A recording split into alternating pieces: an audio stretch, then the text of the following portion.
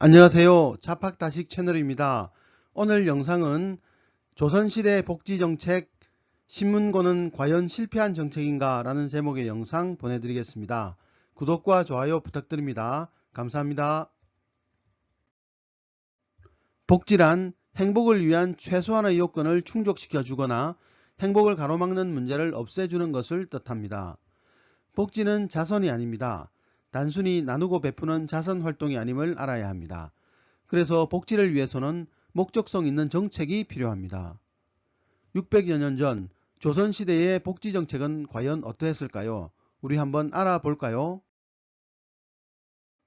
조선에서는 장애인도 높은 벼슬에 오를 수 있는 기회가 열려 있었습니다. 계급사회인 조선시대의 파격적인 대우였지만 그 이유는 단순합니다. 종친이나 집권자에게 장애인이 많아 장애를 경험했기에 가능한 일이었습니다. 세종은 35살의 젊은 나이에 시각장애를 앓기 시작했고 선조는 외란을 전후로 혼란이 가중되어 크고 작은 지병과 정신병에 시달려야 했습니다. 숙종 또한 50대에 접어들며 왼쪽 눈이 거의 실명에 가까웠다고 합니다. 사대부 집안 등 왕족과 긴밀한 관계를 유지하는 가문에서도 장애인은 있었습니다.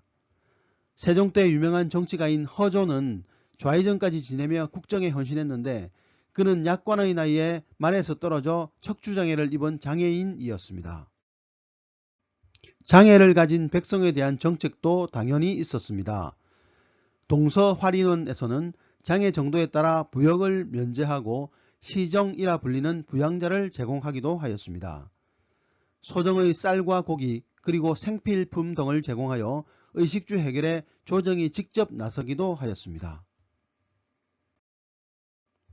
당시의 선진적인 정책 중 출산 정책을 빼놓을 수 없습니다. 1426년 세종 8년에는 약 100일간의 출산 휴가를 주도록 실시했습니다. 일반적으로 관청의 여노비는 일주일간의 출산 휴가를 지급받았는데 세종은 일주일은 산모가 몸을 회복하기에 부족하다는 걸 깨달았기 때문이었습니다.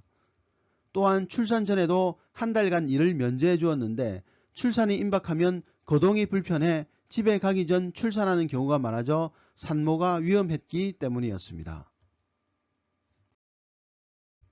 세종은 여기서 그치지 않고 노비의 남편에게도 출산 휴가를 주었습니다.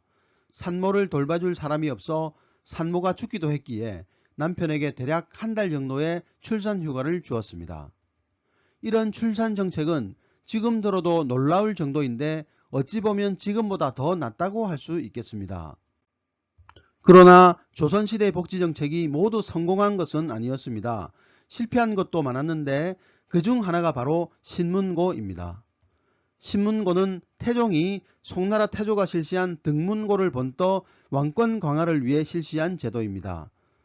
신문고는 백성이 억울한 일을 당했을 때 신문고라는 북을 쳐서 자신의 억울함을 알리는 제도였습니다. 신문고가 설치된 뒤 입소문이 퍼지자 너도 나도 북을 치러 나오기 시작했습니다. 그러나 얼마 지나지 않아 신문고가 무용지물이라는 인식이 팽배해졌습니다. 의검부 앞에 있는 신문고는 일반 백성이 접근하기에는 현실적으로 어려움이 많았기 때문입니다. 천리길을 걸어와서 북을 치는 것도 문제였고 북을 치려는 백성에게 의검부 관리들이 으름장을 놓기도 했습니다. 결정적인 문제는 주인이나 상관을 고발할 수 없었고 대리로 고발하는 자와 관찰사나 수령, 화급 관리를 고발하는 자도 엄벌을 내렸습니다. 이러다 보니 점차 실효성이 떨어졌습니다. 결국 신문고 제도는 폐지와 부활을 거듭한 끝에 혼란만 가중된다는 이유로 연산군 때 완전 폐지해버렸습니다. 우리가 조선의 복지정책을 통해 배워야 할 것은 다른 사람의 형편을 헤아리고자 하는 역지사지에 기반한 어진 마음, 인이라는 사실입니다. 비록 실패한 신문고와 같은 정책도 처음에는 백성을 위하는 마음에서 시작되었다는 사실을 기억해야 되겠습니다. 장애는 언제나 나에게 찾아올 수 있습니다.